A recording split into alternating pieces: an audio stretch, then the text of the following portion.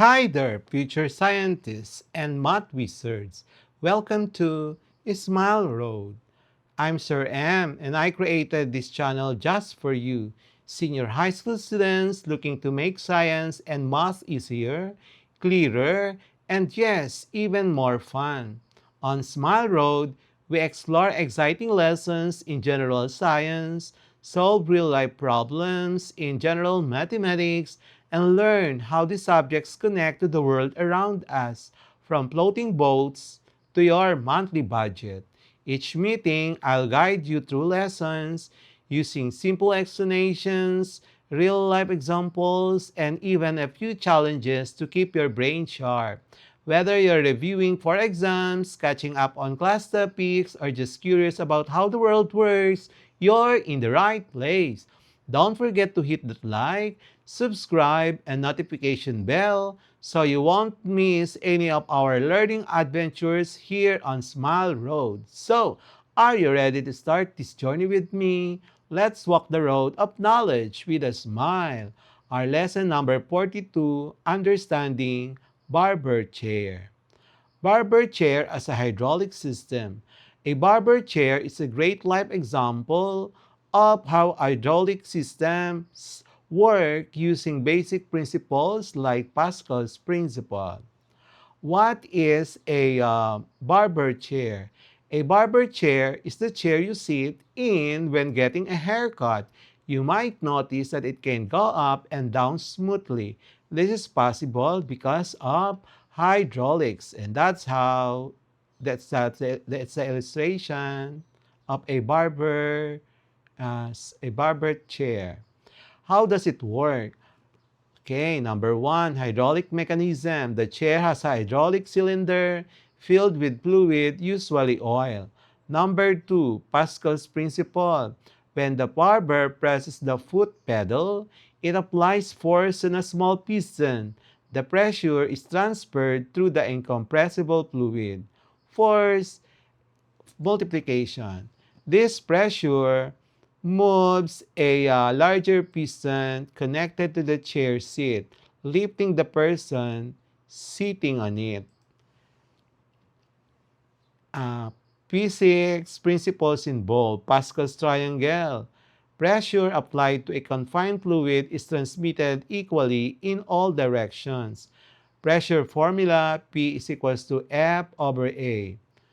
And then the mechanical advantage, the hydraulic system allows a small force to lift a heavy load, and that heavy load is you. Why is this useful? Makes lifting heavy customers easier, provides smooth motion for comfort and control, reduces strain on the barber. Practice problems, barber chair, hydraulic system. A barber applies a downward force of 250 Newton on a small piston with an area of 0.02 meters squared. What is the pressure transmitted to the hydraulic fluid? Given F is equals to 250 Newton, A is equals to 0.02 meters squared, required P. Use the formula P is equals to F over A. Substitute the given data. The final answer is 12,500 Pascal. Number 2. The pressure inside the hydraulic system of a barber shop is 15,000 pascals. If the area of the large piston is 0.05 meters squared, how much force is produced to lift the chair? Given P, 15,000 Pascal, letter A, 0.05 meters squared, required F. Use the formula F is equals to P times A. Substitute the given data, the final answer is 750 Newton. Number 3. A barber wants to lift a 900 Newton person using a large piston with an area of 0.03 meters squared. What pressure is needed in the fluid to lift the chair? Given F 900 Newton, A 0.03 meters squared, required P. Use the formula P is equals to F over A, and the final answer is 30,000 pascals. Number 4. if the input force applied on a small piston is 120 Newton and the piston's area is 0.01 meters squared and the area of the large piston is 0.08 meters squared, calculate the input force on the large piston. Input force F1, 120 Newton, A1, 0.01 meters squared, A2, 0.08 meters squared. We are asked to solve for F2. So first, solve for P. So P is equals to F1 over A2. That's 12,000 Pascal. And then F2 is P times A2 equal to 12,000 times 0.008. And the final answer is 960 Newton. Number 5. A hydraulic system in a barber chair requires a pressure of 20,000 pascals to lift a customer. If the small piston has an area of 0.015 meters squared, how much force must be applied to the foot pedal? Given P 20,000 pascal, A 0.015 meters squared, required F, use the formula F is equals to P times A. Substitute the given data, the final answer is 300 Newton. MCQ for lesson number 42, Understanding Barbershop. Number 1. What principle explains how pressure is transmitted equally in fluid inside a barber chair? Letter A, Newton's third law. Letter B, Bernoulli's principle.